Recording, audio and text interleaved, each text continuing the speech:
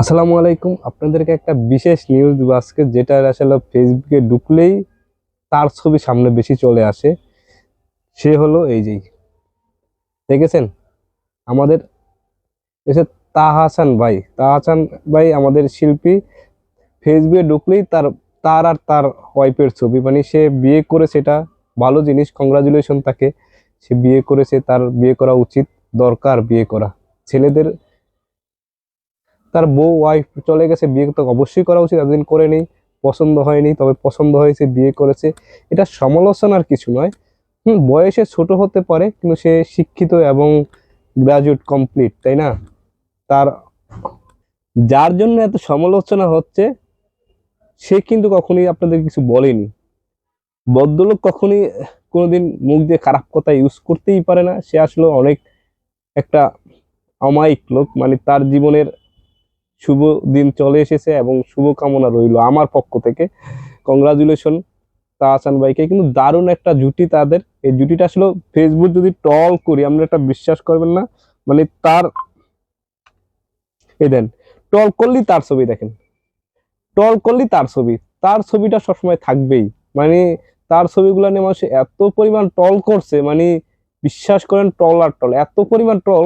মানে তাকে, তার ছেলে, তার আগে গার্লফ্রেন্ড ছিল তার বইয়ের, আর আর ভাই থাকতেই পারে, এখন যে যুগ, এটা হচ্ছে শেষ জমানা। এখানে যে পরিমাণ তো ভালো কথা ছিল, অন্য কিছু হয় না যে এটা অনেক সৌভাগ্য, ভালো জিনিস, দোষের কিছু বলিয়েন না। পারলে তার গুণগান, বা আপনি কোনো এমন কথা বলেন যেটা বললে মানুষ অবাক হবে, সেটা কি, সেটা তার গুণ বলেন, গুণ। তার নেগেটিভ দিকগুলা দূরে থাকেন, নিয়ে ভালো সমালোচনা করেন, যেটা করলে মানুষ ভালো বলবে, এটা করেন। তাকে নিয়ে এমন একটা সমালোচনা করেন যেটা মানুষ তাকে ভালো বলে। অন্যের দোষ ঢাকা মুসলিম মানুষের কাজ, তাই অন্যের দোষ নিয়ে মানে খোসাখুসি করা না করাই ভালো আমার জানা মতে। মানে আপনাদের কি হয়, যেটা কমেন্টে জানাবেন। এটা খোসাখুসির জিনিস না। সে বিয়ে করছে, তার ভালো লাগছে, বিয়ে করছে, এটাই স্বাভাবিক। আপনার ভালো লাগতে পারে না, আপনি বিয়ে করতে পারেন না, আমি করলে দোষ নাই, উনি করছে বলে, সেলিব্রিটি বলে তার দোষ হয়ে গেল, এটাই কিছু না। তার ইচ্ছা, ভালো জিনিস, বিয়েটা সবার করা উচিত, সে করছে তার মতন করে, এটা দোষের কিছু নেই। এটা নিয়ে কোনো গাড়াগাড়ি, তার বউ অনেক বয়সে ছোট, তার বয়স অনেক বেশি। কয়দিন আগে দেখেন নাই, কাকু একজনকে বিয়ে করেছে, কই কিছু হয়েছে? তাহলে আমরা কেন সমালোচনা করে তার তার দোষ ধরতেছেন? এর থেকে বয়স্ক কাকু তো বিয়ে করছে তার স্টুডেন্ট, তার চেয়ে অনেক বয়সে ছোট, তাইলে 18 বছর হইলেই যা কাউকে বিয়ে করতে পারে। 18 বছর বয়স হইলেই যে কোনো মেয়ে, প্রাপ্তবয়স্ক হইলেই যাকে মন চায় তাকেই বিয়ে করতে পারে, তার ইচ্ছা, তার অভিমত। তাহলে আমরা এখানে কথা বলার কে? আর তাকে নিয়ে টল করার কিছু নাই তো ভাই। সে একটা ভদ্রলোক, সে অনেক শান্তশিষ্ট একটা মানুষ।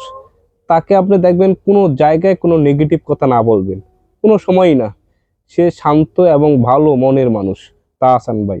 তার জন্য একটা অনেক শুভকামনা, শুভ বার্তা উনি দিয়েছেন, এটা ভালো জিনিস। সে পরকীয়া থেকে বেঁচে থাকার জন্যই বিয়ে করেছেন, এটা ভালো না? এটা তো ভালো, আপনারা ভালো বলতে পারেন, তাকে ভালো একটা কিছু বলতে পারেন, তাই কংগ্রাচুলেশন জানান সবাই।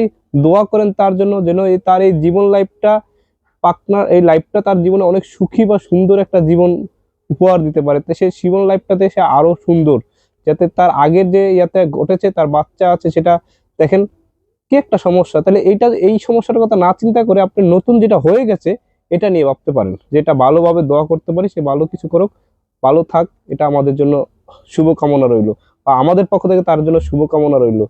কংগ্রাচুলেশন, এরকম আমরা করতে পারি, অভিনন্দন জানাইতে পারি তাকে, এটা তার জন্য ভালো, এবং সে ভালো কাজ করেছে, এটাই। অন্যায় কিছু না করলেই হয়েছে, মানে খারাপ কিছু না করলে এটা ভালো। তার জন্য ভালো দিকও রয়েছে, সবাই ভালো করবেন, দোয়া করবেন তার জন্য, আমার জন্য দোয়া করবেন। আসসালামু আলাইকুম, আল্লাহ হাফিজ।